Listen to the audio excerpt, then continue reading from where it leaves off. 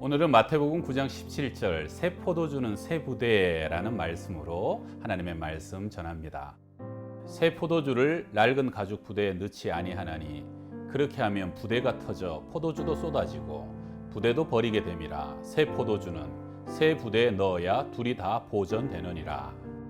마가복음 2장에서 중풍병자와 네 친구 이야기가 나오죠. 예수님께서 가버나움의 한 집에서 말씀을 전하고 계실 때 수많은 사람들 인해서 도저히 주님께 중풍병자를 데려갈 수 없게 된 상황이었습니다.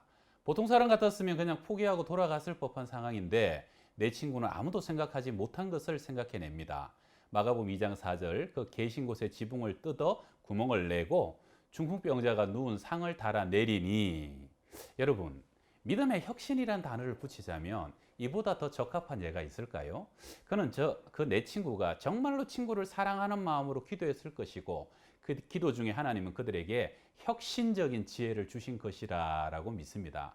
코로나가 이제 벌써 반년째 접어들고 있죠. 많은 사람들이 말하길 한 번도 걸어가 본 적이 없는 길이기 때문에 참 모두에게 어렵고 막막한 시간이라고 말합니다. 많은 성도들은 코로나가 속히 끝나고 교회가 이전의 일상으로 회귀되길 기다리고 있습니다.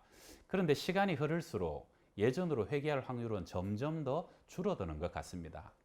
과거 교회사에서도 위기의 시대 속에서 종종 믿음의 사람의 혁신을 통해서 복음의 진보가 나타나곤 했는데요. 루터가 종교개혁을 시작했을 때 종교개혁을 통하여 생각지 못하게 큰 혜택을 본 일련의 사람들이 있다고 합니다. 바로 인쇄업자들인데요. 루터는 종교개혁을 통해 평신도 손에 성경을 들려줘야 한다는 신념을 가지고 성경을 모국어인 독일어로 번역했고요. 그것을 인쇄기를 통해 대량 인쇄하기 시작했습니다. 구텐베르그 금속 활자를 이용한 인쇄술을 고안하는 것이 1440년, 50년 되었는데 루터는 그때까지 크게 사용되지 않던 인쇄술로 성경을 찍어내기 시작했던 거죠. 그런데 문제는 그 당시 분위기가 어떻게 거룩한 성경을 손으로 정성스럽게 필사해야지 그렇게 기계로 찍어내느냐라며 대단한 반대에 부딪히죠.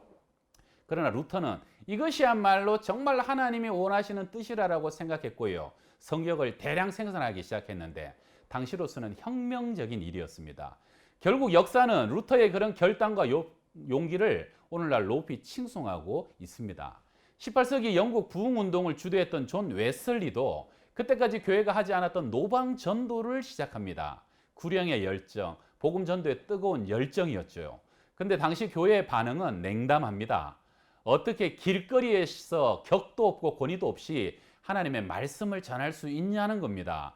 그러나 웨슬리는 노방전도를 하면 할수록 강하게 역사하시는 성령의 일하심을 느꼈고 그 노방전도는 점점 확산되어 교회 밖에 수많은 사람들에게 복음의 영향력을 끼치는 가장 강력한 도구가 되었습니다.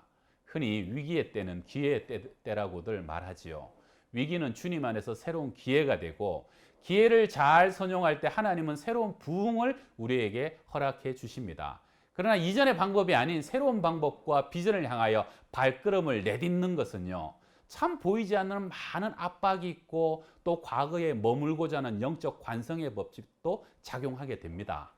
4차 산업혁명과 함께 때를 맞춰 온 세계에 불어닥친 코로나의 충격은 코로나 이전과 이후로 시대를 양분하고 있습니다. 한번 진보된 산업혁명이 이전의 모습으로 회귀하지 않듯이 이제 교회도 새로운 시대로 부르시는 하나님의 음성에 응답해야 한다고 저는 그렇게 믿습니다.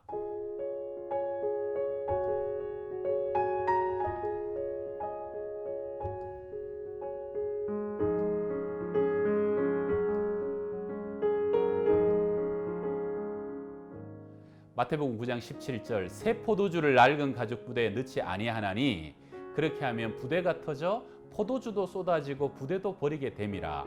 새 포도주는 새 부대에 넣어야 둘이 다 보전되느니라. 저는 하나님께서 이 위기의 시대를 통해 오히려 온 세상에 누구도 맛보지 못한 새로운 포도주를 준비하고 계신다라고 믿습니다. 지금 여러분의 손에 든 것은 낡은 가죽 부대입니까? 새 부대입니까? 역대상 12장 32절 말씀처럼 시세를 알고 마땅히 행할 것을 아는 그러한 지혜를 주께서 우리 모두에게 주시기를 소망합니다.